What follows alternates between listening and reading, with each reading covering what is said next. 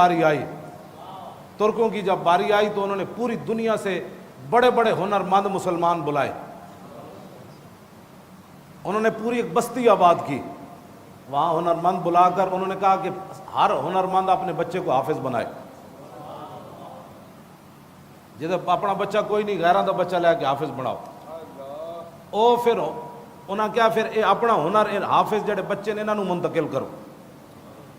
او جدو جوان ہوئے کتنا عرصہ لگیا ہونا، تو پھر او حافظاں نو کٹھیاں کر کے ہنرمنداں نو، کوئی پالش کرنے والا سی، کوئی پتھر کٹن والا سی، کوئی لکڑی کٹن والا سی، کوئی دیوار چنن والا سی، کوئی دروازے بنانے والا سی، کوئی کل ٹھوکن والا سی، سارے وہ حافظ پھر تیار ہوئے.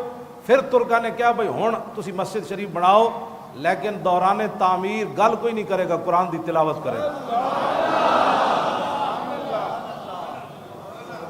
مسجد تو نہ بنائی، ادب تے احترام تے انہاں کیتا.